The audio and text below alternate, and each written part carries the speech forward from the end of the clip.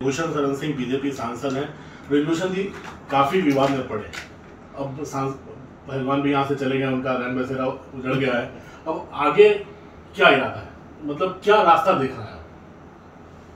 देखिए, मैं तो केवल एक ही रास्ता देख रहा हूं कि दिल्ली पुलिस की जांच जो चल रही है उसी से कोई रास्ता निकलेगा। और मुझे दिल्ली पुलिस की जांच पर पूरा भरोसा है। दिल्ली पुलिस ने हमको 2 दिन बुलाया और 6-6 घंटे बैठ करके पूछताछ की, और आगे भी बुलाएगी तो जाएंगे। तो अब रास्ता मेरे हाथ में नहीं है, सब दिल्ली पुलिस के हाथ में है। अब आगे क्या करना चाहिए, क्योंकि रेसलिंग को काफी नुकसान हुआ है। भारत की जो कुश्ती है सारी ये प्रक्रिया ही रुक गई है, गतिविधियां रुक गई हैं। अब तो जल्द से जल्द चुनाव कराना चाहिए, जल्द से जल्द चुनाव कराना चाहिए।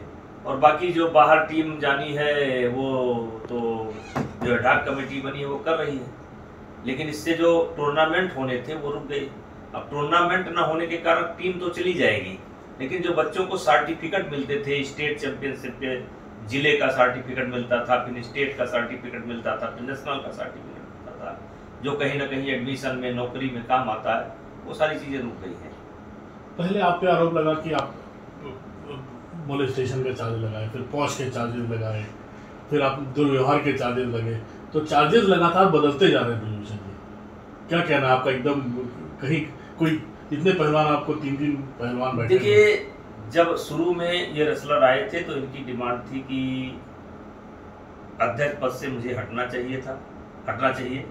शाम को इन्होंने मेरे ऊपर आरोप लगा दिया यौन उत्पीड़न का, और साथ ही साथ जब मीडिया के लोगों ने पूछा कि आपके साथ हुआ तो इन्होंने इनकार कर दिया।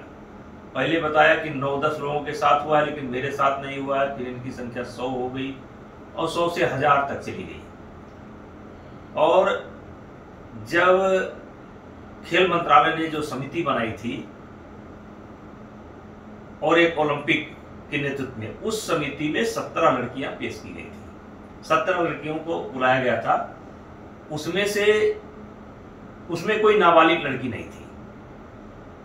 और उसी समय मैंने एक कैसेट दिया था, जो बजरंग पूनिया किसी लड़की से बात कर रहे थे कि कोई लड़की का इंतजाम कर दो, तो कैसेट मैंने दोनों जगह दे दिया था, आईओ में भी, आईओ की कमेटी में भी, और खेल मंत्रालय के समिति की कमेटी में भी मैंने वो दे दिया था। अब देखिए, लेकिन ये दोबारा जब धरने पर बैठे तो उसमें कोई पास्को की लड़की नहीं थी, नाबालिग लड़की नहीं थी, लेकिन दोबारा जब धरने पर बैठे तो ये एक लड़की नाबालिग इंतजाम करके ले आए। और मुझे ये बात मालूम थी, मैंने पहले दोनों कमेटियों को बता दिया था कि ये प्रमाण है कि ये लड़की मेरे खिलाफ ढूंढी जा रही है, और वो ले ही आए और फिर दोबारा धरने पर बैठ गए। मैं तो खेल मंत्रालय की जो जांच समिति बनी उसका भी कोई विरोध नहीं किया। आईओ ने जब मुझे बुलाया तब मैं गया, उसका विरोध नहीं किया। दिल्ली पुलिस 2-2 दिन, 6-6, 7-7 घंटे, 2 दिन कम से कम अब तक मुझसे पूछताछ कर चुकी है, मैंने कभी विरोध नहीं किया। लेकिन इनका पेट नहीं भर रहा है, ये खुद नहीं जानते हैं। अभी इसी बीच में एक सज्जन मिले, नाम नहीं लूंगा, जो कुछ बातचीत इन लोगों से कर रहे थे।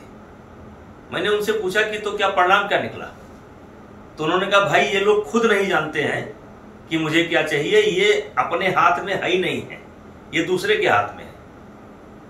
ये खुद अपने मालिक नहीं है, इनका कोई मालिक दूसरा, ये खुद कंफ्यूज है ये चाहते क्या है। ब्रिजभूषण शरण सिंह हमेशा पहलवानों के लड़ता चला है जब से वो रेसलिंग फेडरेशन में है।